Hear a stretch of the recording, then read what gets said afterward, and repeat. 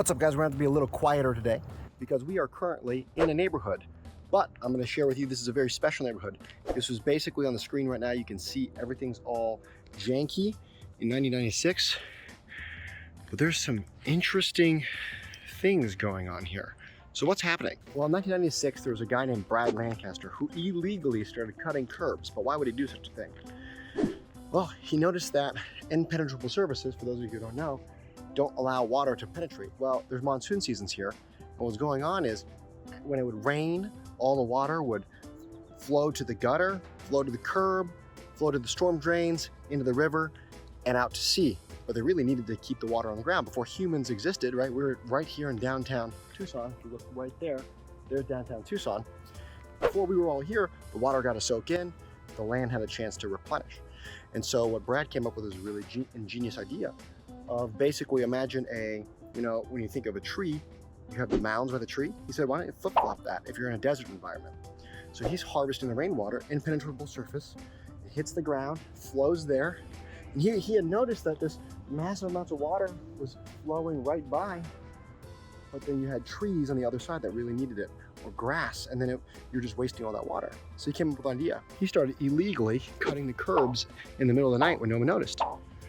And then in 1994, they started these tree plantings. So this whole neighborhood is absolutely beautiful and gorgeous.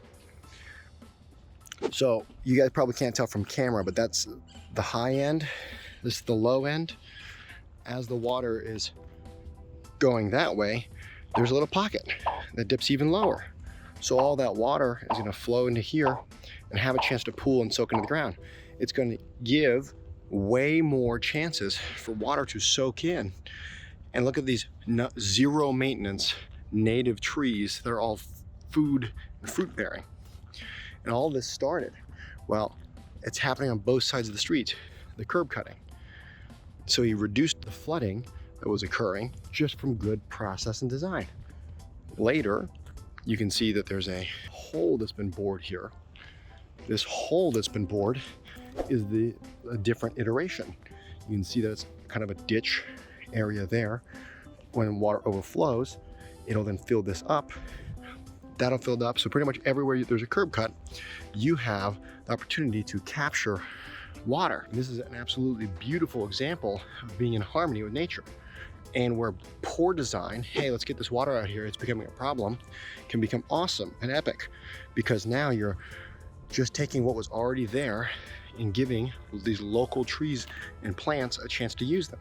And look, there's even some fruit here on this prickly pear cactus. Absolutely epic. Incredibly smart, ingenious system. If you guys like what Mark Shepard's doing with restoration agriculture, you're gonna like what they've done. Look here, you can see 1994, that this house had nothing here. Absolutely nothing. And this is what it looks like now.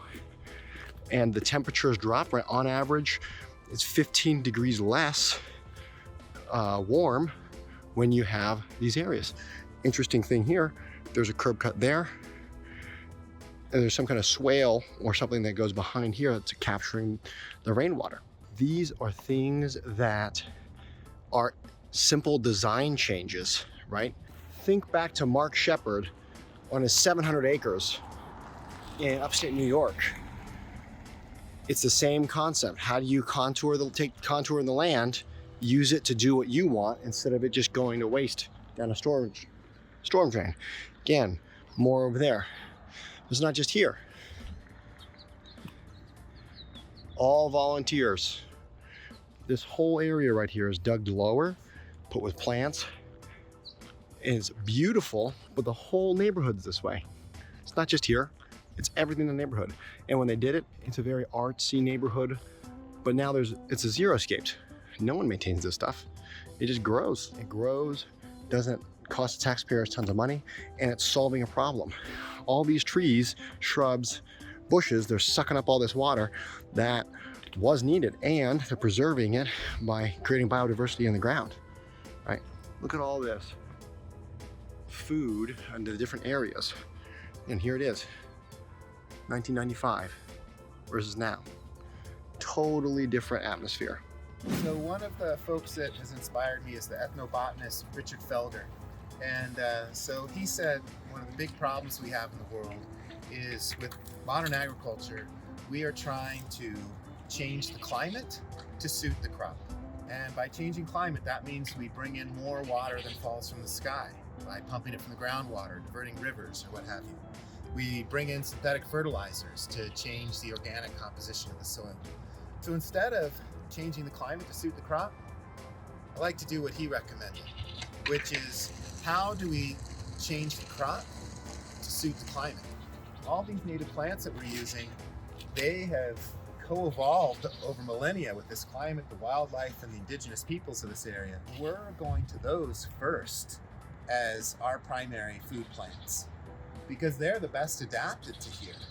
They can thrive in these conditions. And you're basing everything off of, I'm gonna guess, without knowing at all, probably all perennials. Not very many annuals in this setup, right? In the public right-of-way, the majority is definitely perennials. Why does Big Ag have to modify the environment so much? Well, I think it's because we have narrowed our diets to a very narrow number of foods. And since that's what's typically available in our markets and whatnot, that's what we seek. And I'm not from here. My parents moved here when I was 3 years old, and they're not from here. So we have no oral history to this place. We have no familial connection to this place. So I had to learn all this stuff just by going on plant walks, hanging out with herbalists, hanging out with autumn friends and neighbors and mentors, and just really relishing and experimenting and trying different things. Yeah, so I encourage people to be a little more adventurous and look to the ethnobotanical record of your place. What were the staple foods indigenous to your area? And tap into that. Learn how to process them. It's probably similar to what we were talking about over there with those trees. When city planners say, oh my gosh, the trees will tear up the ground. Well, it's the right plant in the right place. So that's exactly what you've done here in this entire neighborhood. That's what we're striving to do, yeah. And we're always learning. You know, we're learning from successes and mistakes. But the thing is, we just keep trying. And if something doesn't work, it's like, well, what didn't work about that? How can we modify it and evolve it? Because if we don't evolve, we die. And then also on that evolution is we're striving to not just evolve ourselves, but how can we co-evolve with the living systems and enable us to be here in the first place? So how can we do things in a way that's lifting our health while at the same time lifting the overall ecological health and the health of all the individual species in the system? And so now we're gonna go walk some goats? We can walk some goats. All right. Doc in a wheelchair, gonna walk some goats. It's beautiful desert sun here. Boom, bam, ba, ba, ba, bam, ba, boom, bam, ba, ba, ba, bam, boom, bam, ba, ba, ba, bam, ba, boom, ba, ba, da, da, bam, bam, bam.